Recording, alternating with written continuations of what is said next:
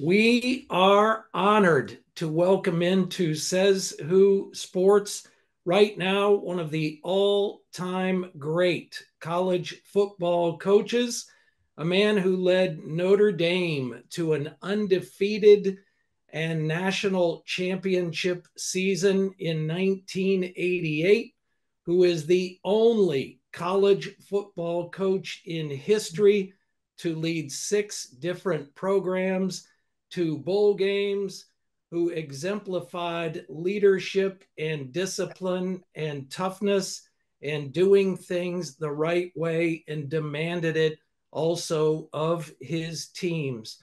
The one and only Coach Lou Holtz. Coach, welcome into Says Who Sports, and thanks so much for joining us. Well, thank you for having me. I hope I can fulfill the uh, presentation that you made about me. I'm just a simple person who finished the lower half of his high school class. So let's keep that in mind. Well, Coach, I appreciate that. And actually, you saying that, so many superlatives have been used over decades to describe you: dynamic, disciplinarian, especially as it applies to your speeches, incredible speeches, motivational, inspirational, all the rest. Coach, how do you describe you? I'm just a simple individual that tried to follow 3 rules. I try to do the right thing. I try to do everything the very best of my ability. I try to make sure that people know I genuinely care about them. That was the same philosophy I had in coaching. Life is nothing more than a matter of choices. I would tell the athletes: choose to do drugs, drop out of school, join a gang, get tattoos, get arrested. You're choosing that difficulty in life, and don't blame me for the choices you make. But we make certain choices. Let's make sure that we're accountable for the choices we make. Coach, with regard to that word accountability, it seems so much of society, sports included, is the opposite of accountability, almost that blame game thing. Well, don't blame me because I didn't work hard. It's so and so's fault. Share your thoughts about accountability in society today. Well, I could write a book titled Freedoms We've Lost Since I Was Born, and I am 88 years of age. But I think this: it's the culture of our country has changed tremendously. We've had so many immigrants come in, but we've had a lot of them before. But the difference is they came here to become us. They did come here for us to become them, but the case now. But I think that we need to be accountable, but you find it in politicians as well.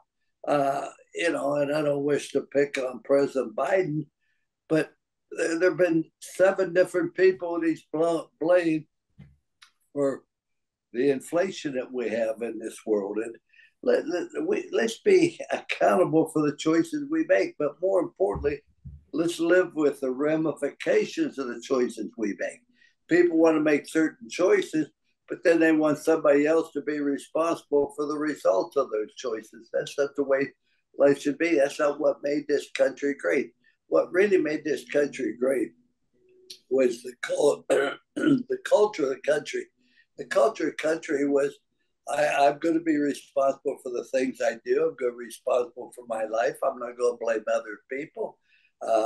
In addition to that, I'm going to help my neighbor. I'm going to serve this country. I'm going to learn to love this country and everything we stand for. When I was in high school, we had civics class, we had history class, and we were taught that, yeah, we made mistakes in this country, but it's still the greatest country in the world. That's why so many people fight to get here to become a part of it. And we can't forget that. Let's go back to what really made us great. And one of them is accountability, and the other is the love of this country and the love of your fellow man or woman, whichever the case may be. Coach, as part of that accountability, I think the fabric of that piece of it is big piece is family and those old fashioned family values. You've talked about the critical importance of family in our daily lives. From your perspective, has our society lost those family values, if you will? And if so, how do we get them back, Coach? Well, there's no doubt that we have lost that. In 1988, Time magazine came to me and said, "Would you write a column on what this country will be like in the year 2020?" And I have the column still to this day. That what I said then in 1988 was I worried about the demise of the family, and it started with the Great Society. We don't need a man in the family. We're going to pay you money for the more children you have. And there was all kind of articles about women don't need men around the house. Nothing to be further from the truth. If we don't have good family values, it's how children learn to make good choices. And the values, and when you only have one member in that family, it's not impossible to turn out a good child, but it is much more difficult. And I really regret that we have lost so much of the family values, what made this country great. And I remember playing football in East Liverpool High School. We had some black families. We had the Bell, the Pack, the Spencer, the Dorseys. And I want to tell you, they were great football players. They're also great people. I mean, they're the kind you want to hug and put your arm around them because they believed in values. They believed in making good choices, etc. And so I look back and say, and I do a podcast from time to time, and it's basically about getting back the culture of this country. See, a country and a business and a team go through four stages. Stage number one, you learn how to compete. You learn how to compete by learning to do the fundamentals. You block and you tackle. Then you go through phase two. You learn how to win. You learn how to win because you do little things the right way. Then you go through phase three. You learn how to handle winning. Once you start winning, everybody forgets what it was like when you're losing. And everybody wants to stand around and take credit for it. Nobody wants to work and do things. But once you get through that stage, you get to what I call championship stage. And that is where the culture of the team is controlled by the players. They don't wait for a coach to get on the player about the way we do things and how we do it. They do that on their own. And that's where we're missing right now in this country. You used to have teachers and townspeople, et cetera, that cared about people and was really involved with it. But we have lost that tremendously. We don't have an awful lot of leadership from other people, and particularly in the school system today. That's why I'm a great advocate of school choice, that everybody should have an opportunity to get a good education, and you can't get it certainly in schools that are run by the teachers union, where they don't want to go to work and they want this, they want that. How about teaching our children how to read and write and the basic fundamentals? When you look at the percentage of our students that can't read or write or do math today, it's appalling. That should never happen in this country where we spend billions of dollars on educating young people today. Coach, does a player, except a young player, 18, 19, 20 years old in today's college football landscape, does a player seeking the best payday? Now, that's not in all cases, we know that, but with this transfer portal and the NIL and the mixture of, does a player and a player's family seeking the best payday, like a bidding war, does that figure into values? What do you say about that? I think that we've really ruined college football in just a matter of years. There won't be any. And why do I say that? Let's first understand why athletics became important in the school system. Because I learned more on a college football field than I ever learned in a college classroom. You learn about unselfishness, about being part of a team, about perseverance, about getting knocked down, picking yourself up and moving up. But now it's all about money. And I went to school. My dad had a third grade education. I mean, we were very poor, but I never worried about it because what then we bought what we could afford. not what we wanted. If you're going to buy what you want, you're never going to be satisfied. But when you buy what you can afford, then you get to the point where eventually you can afford anything that you want. But it's just that point now where it's all about money. People say you need a haircut. I say I don't need a haircut. They say go look in the mirror.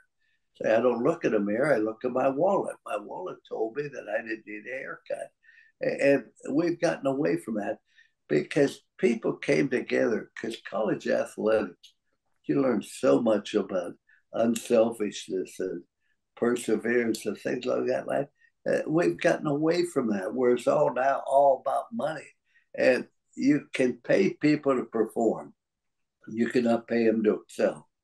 To excel, there has to be something deep down inside that says, I don't want to be average. I don't want to be mediocre. I want to be the best I can be. God doesn't create junk. He put me on this earth to be the best I can be. That's all I want to do.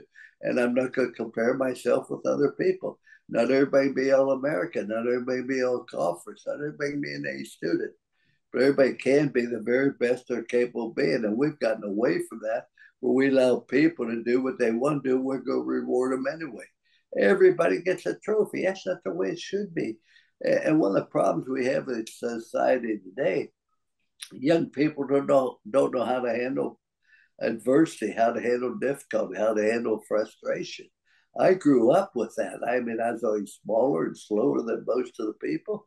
And you learn to handle it. You learn to move on and understand that people go say negative things. That doesn't affect me.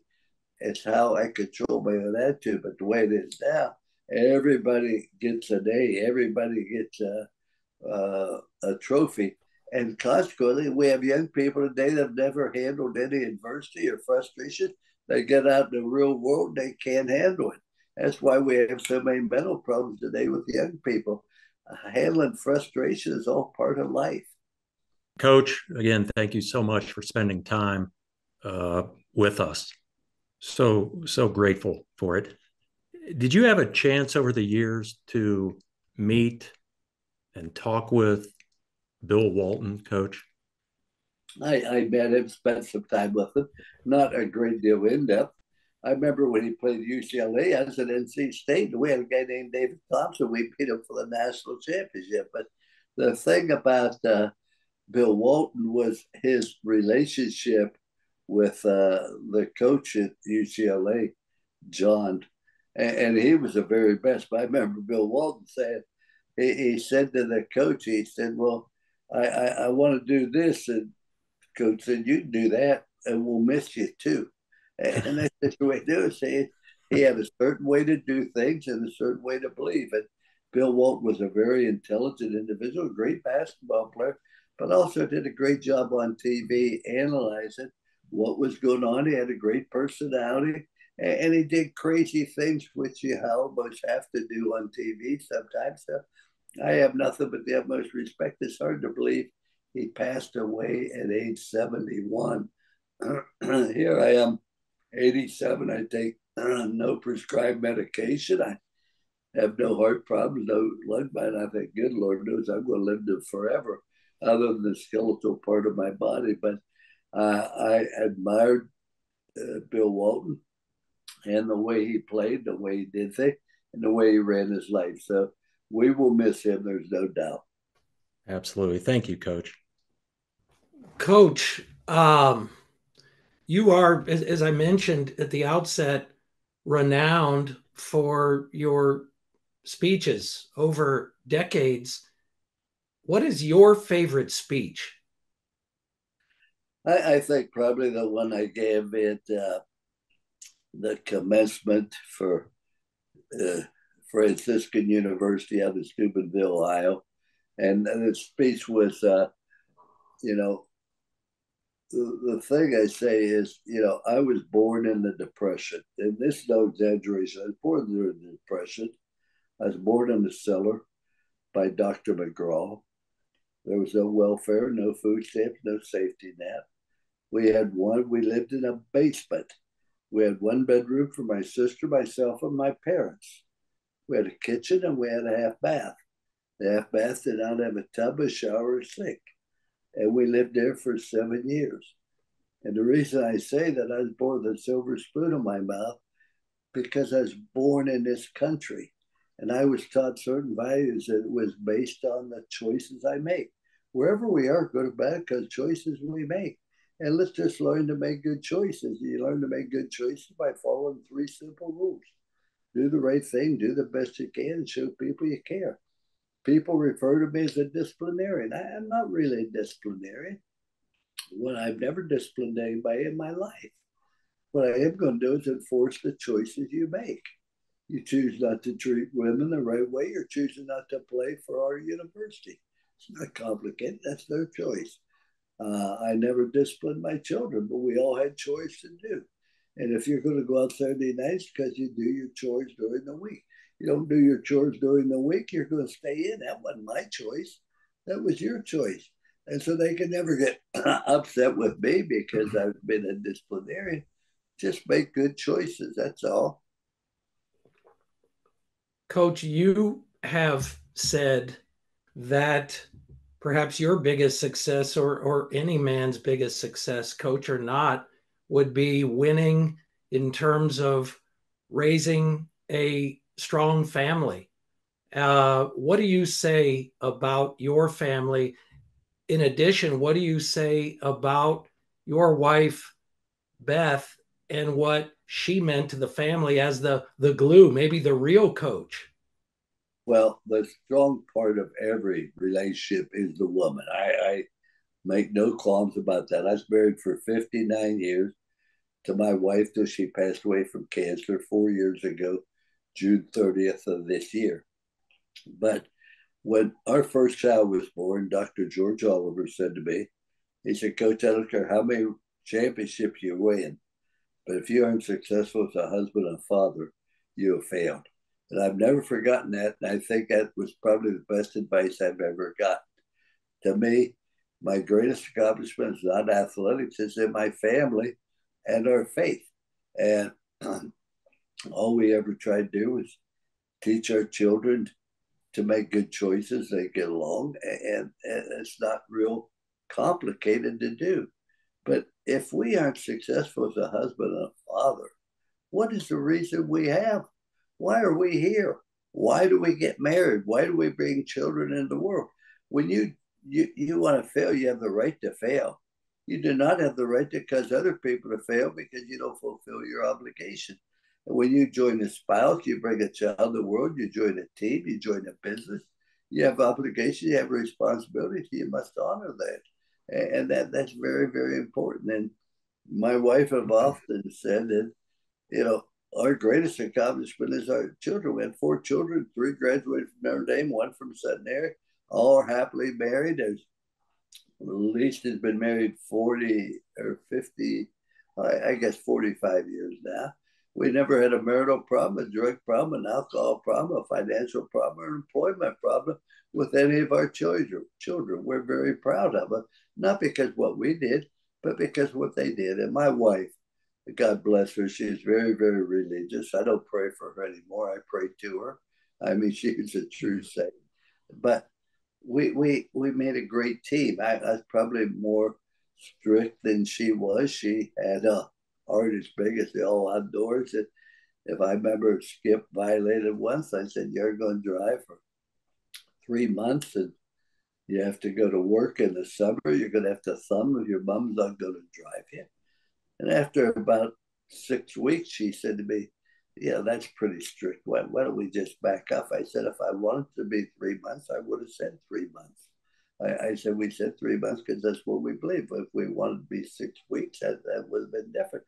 But we are going to tell them something and then back away. Now, I was more of a disciplinarian than she was, but we never contradicted one another. The other thing I would say, the best advice I ever got as a father was I never said a negative word to my wife or about my wife in front of our children. Mm-hmm. I never said a negative word in front. Now, in the bedroom, that's different. But when I decided, well, this is going to be the discipline, she supported it. We supported one another with whatever they did. But I also respected her so much. She was just a great mother, but just more importantly, a great person and truly a great Christian. Thanks for sharing, Coach. Phil noted when you came on that beautiful Masters helmet in the background, and of course you have your Augusta sweater on there. Is that helmet signed, Coach? And if so, by whom? I don't know whether it is or not. I haven't looked at it. This is just my little nest in here. We have a lot of different things on it, but Augusta is a very, very special place. There are two places in this world that are better on the outside than they're perceived on the inside. One of them is Notre Dame, and the other one's Augusta. They're both great places. They both have the attitude of constant improvement. Now, the one thing about Notre Dame, about Augusta, we have one spokesman for the entire club, and I'm not him. So I wrote an autobiography on my life, never mentioned that I was a member of Augusta, but it's one of the great things that have happened in my life. I loved golf until the skeletal part of my body went bad about 18 months ago.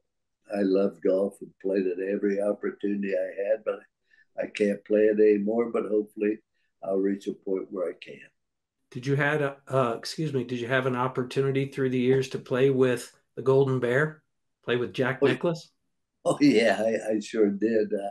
He had a tournament Memorial Day, and it was sponsored by a group of us friends with them, and I'd go down there and watch the final day on Saturday, and would have dinner that night with the Bear. Then would play golf the next day. But the amazing thing was in 1986, Sports Illustrated came out with a 7-page story titled "Can Lou Holtz Do It?" That's what I had him coach the game at Notre Dame, and it was a 7-page story, and I was on the cover of the magazine. And lo and behold, they write this story the week, but they print the cover the night before. Well, the night before, Jack Nicklaus happened to win the Masters. They changed the cover, and they sent me the only copy that they didn't destroy with me on it. And I had Jack sign both covers, and he wrote, "Lou, sorry to knock you off the cover, but that's just part of life." But he was a very, very special person, a good person. I played golf with him. Just fun to be. I've been fortunate to play golf with so many great golfers, and I wished I was a great golfer, but I did win the member at Augusta in 2005, which is the Wow. greatest accomplishment athletically. And here's why I say that: because winning championships, going in the Hall of Fame, that's because what somebody else did. We won the 2005 championship because of what I did. And I was fortunate to have a good partner who played well. And if you go to Augusta, go up on the second floor, I'm on the board there forever as a Jamboree winner. Great Wow. stuff, Coach. Phil and I have a confession while we are in the church of Lou Holtz. Several years ago, Coach, Phil and I and our friends, we like to go to different college football events around the country. And we chose, again, several years ago, we chose the big Notre Dame USC game. This was during Brian Kelly's run. So we're there, and a friend of ours drove his RV, Coach, and we're set up for the weekend. We take an early morning walk on game day, Coach. Beautiful sunshine and early morning, and we walk toward the stadium. And this is all about you. I'm getting to that. So we take a walk toward the stadium, and God bless them, but there's a security usher, etc., sitting outside one of the gates, Coach. And I guess you might say he took his eye off the ball. He was reading his newspaper, Coach, immersed in his newspaper. And Phil and I just kept walking. And then we're in the corridors of the stadium, and we kept walking, and we're in the stands, and we kept walking, and we're on the field, and we kept walking, and we're out to the 50-yard line. We are thinking about Lou Holtz having prowled these sidelines, the glorious history and tradition of the Fighting Irish, but we're thinking mostly of you.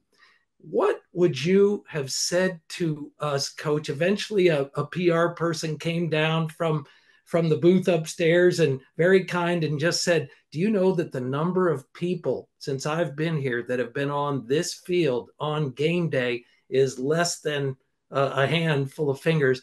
What would you have said to us, Coach, if you'd have been the one to find us there game day morning? Well, is it fit to print?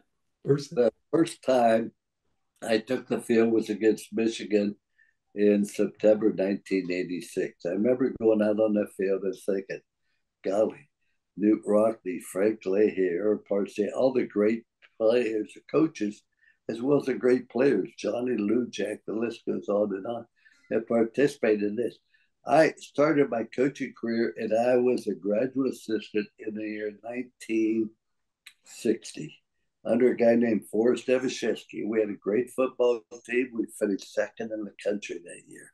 Our last game of the year we played was against the University of Notre Dame. Now, Notre Dame wasn't very good in 1960. Matter of fact, for 3 years, they were sort of down. We went down there and we played. I was on the sideline as a Iowa graduate assistant. We won the game, I want to say 28-0. But I'll never forget being on that sideline thinking, wow, it doesn't get any better than this. I'm on the sideline of Notre Dame. Now I'm on the wrong side, but that didn't bother me. But see, back in 1960, Notre Dame had never hired a football coach and did not attend the University of Notre Dame. I was not smart enough to go to school at Notre Dame, so I never thought I'd have the opportunity to coach at that university. And lo and behold, then they hired Aaron Parsey, and he was the first non-grad to coach at Notre Dame. But that was one of the highlights. And what was amazing is when we went on that field in that first game, I thought about being on that sideline as a graduate assistant. Now, God watches out for stupid people. He took a special interest in me and put me on Notre Dame sideline. It was a special place. People say, what was it like to be part of Notre Dame? I say, you've been part of Notre Dame, no explanation is necessary. If you haven't been, no explanation will suffice. That says it all. It's just a special place. You walk on that campus. And even visiting teams, visiting players, visiting fans will tell you, going to a game at Notre Dame is really special and how kind and generous our fans are. It was unbelievable, Coach, and we were in a place that technically, and thank you for sharing that, amazing. We shouldn't have been on the field. If you had found us, would you have said, get the blank blank blank out of here now, or would you have understood a couple of meatheads that loved the Irish history that happened to be down there for a few minutes, or would you have said, get your blank blank out of here now? No, I felt this way. Coaches coach, players play, administrators administrate, reporters report, and there shouldn't be an overlap. I am not the custodian of that field. That wasn't up to me to do that. My job was to make sure that we set a good football team out on that field. But I'm glad you had that experience because it is special to be down there. And, you look up at the one end and you see touchdown Jesus on the library. It just, the list goes on. And even when I go back to this day, even though I'm an old man, I still get the same thrill as always when you see the Golden Dome and the beauty of the campus and understand what Notre Dame stands for. Do you get back each year, Coach, or try to? I've been fortunate enough to go back at least once each and every year, and that's usually the second home game because the people played for me, titled Holtz's Heroes, have a club and an organization, and they do an awful lot of good things. Matter of fact, Notre Dame's only given their Distinguished Alumni Award to one organization in its entire history, and that was the Holtz Heroes. They run the food bank in, I don't know, 70 some cities, etc. In addition to that, they give scholarships to children of former athletes. But more importantly, when we have an athlete die, which happens, a player is assigned to that family. They're assigned to that family to make sure those children have the necessary academic utensils in order to succeed. But more importantly, their obligation is to explain to the young man's children what a special player, what a special person he was, and how proud they can be of their father. One of the unfortunate things when the young man dies at an early age, the children don't get a chance to hear his stories or what he did. So we want to make sure that the children realize how fortunate they were to have him as a father. Wow. Just a couple more for you, Coach. And again, so thankful and honored for you to join us at Says Who Sports. Coach, through the years, have you had opportunity to visit with Jimmy Johnson and kind of recall speaking of the glory season of '88, recall as it was dubbed, Catholics versus Convicts game, and what have you and Coach Jimmy Johnson shared about that through the years? Well, Jimmy Johnson's an outstanding coach, and I knew him. He was defensive coordinator at Arkansas under Frank Burroughs. And when Frank Burroughs retired, Jimmy Johnson felt he would become the head coach, but that wasn't the case. He hired me. And Jimmy Johnson left and went to the University of Pittsburgh, and eventually Oklahoma State. And we played them every year when I was at Arkansas. My relationship with Jimmy Johnson goes back to I guess it'd be 1980, something along that line. I have a lot of respect for him. The Catholic versus convict, I thought the 30-30 that ESPN did was brilliantly done. But I didn't like Catholics versus convicts because I felt that wasn't true because not all our team was Catholic. But in that game, and it was crazy how that happened. They'd won 37 in a row, something like that. But we had a very good football team. And I told our team, we're emotionally ready to play the game. Well, unfortunately, we had a brawl happen in the tunnel before the game. That's because both teams went up the same way. And I have to say, I believe that Miami precipitated that, but that's not really important. But in the locker room after that, I was so mad. And as I explained to the team, it doesn't matter what they did. Should never precipitate that because we were their host and we should take good care of them. And that once that game started, if any play on that field did not play with great intensity, but equally great sportsmanship, you would never again play for Notre Dame, not only this year, but ever again. And I meant that in my heart. I have a lot of respect for Miami.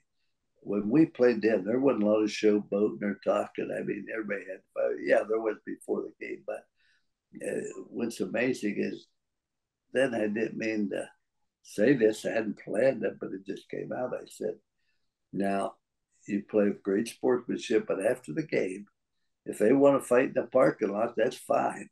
And if they do, you say Jimmy Johnson's asked for me. Well, that's all I got out. I mean, they would run out of that locker room. I had planned on that. I denied having said it for maybe 15 years, but our players talked about it all the time.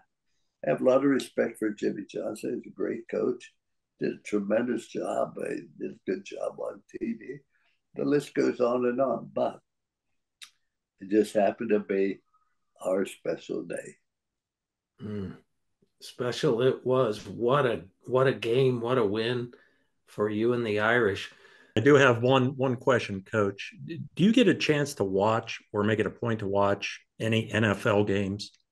Oh yeah, yeah. I always have. I always anything that's competitive. I watch to see what the NFL was doing instead of the teams I followed was where I had players that played for me were playing the NFL. And at one time, I think I had 47 players on NFL rosters at the same time. And so, yeah, I followed the success of our players. 47 in the NFL one time. Yes, unbelievable. Sir. Wow. Coach, one last one. Woody Hayes, obviously, if you know much at all about Coach Lou Holtz, you know of the powerful influence of Woody Hayes on Coach Holtz as a coaching and more importantly in life. Coach, what would Woody say? What voice do you hear in your head from him, Coach, about the crazy changes, big changes to college football nowadays? What would Woody say? Oh, it would be four-letter words. But I coached for Ohio State. We won the national championship, and Coach Hayes had a great influence on my life in the way he did things, the manner he did it, and much of the things that I coach were very similar to what he did. And you know, you could go into business, make a lot of money, and when you die, that ends. But when you're in coaching, you have a chance to be significant. And significance where you help other people be successful that lasts many a lifetime. Woody Hayes no longer here, but I guarantee you, his influence on college athletics is still here because of the people that coach for me. You know, whether it be Urban Meyer, whether it be Barry Alvarez, the list goes on and on. The same things in the philosophy, but he loved athletics. He loved competition. He loved fairness, and I think that's what would bother him the most is the real value of athletics is the lessons you learn. And you don't learn lessons when you're worried all about money. And I've talked to Dick Saban and other people, and they said, now, you know, you sell the when you chose a school that was a 4-year decision, 40-year decision, not four. You want that to be part of your diploma for the next 40 years. And you want to make sure that the people you contacted would be there for you long after your diploma was over. And still all these advantages. Now, all they wonder is how much money do I get? How much money? And I don't care what you pay somebody, you can't pay them to excel. As I said, that has to come from inside. You can pay people to perform. And I think it's unfortunate that what we're doing to young people today, the greatest value of athletics and why they had part of it in college, because the lessons you learn. And now those are gone forever, unfortunately. And I don't think we're going to see college football as we know it 5 years from now. Why do I say that? Because of the transfer portal. Yeah, one quarterback started for 4 different schools in 4 different years. USC is a freshman, Georgia's a sophomore, West Virginia's a junior, and I think it was Rice is a senior. It's crazy. It shouldn't be that way, but unfortunately it is, and I can't control it. And unfortunately, you get politics in, they make bad choices anyway, but they've really made bad choices along this line. Phil, wow. Coach Lou Holtz, Phil. Fantastic. John, I want to run through a wall right now. I'm ready to put on a helmet and run through a wall, thanks to Coach. Well, I Coach. Didn't ask him to run through a wall, I just asked him to block somebody. Coach, it means so much. And we're so thankful for everything you've done for society, for everything you've done for sports, way beyond college football. It's been an honor. And thank you so much. Thank you. I was an officer in the Army, and I learned more in the military than I ever learned in a college classroom, also, I might add. But I'll say this, that this country would be a lot better off if everybody had to spend a year in the military. I have no doubt about that, but we wouldn't have some of the problems we have today. But I'm just a simple individual, a taxpayer, a citizen that believes in this country. As I said, I was born with a silver spoon because of where I was born and what I was taught. I was born in this country, and I was taught to make good choices and be accountable for the choices I make. Thank you for having me. Thanks so much, Coach Holtz. Stay well.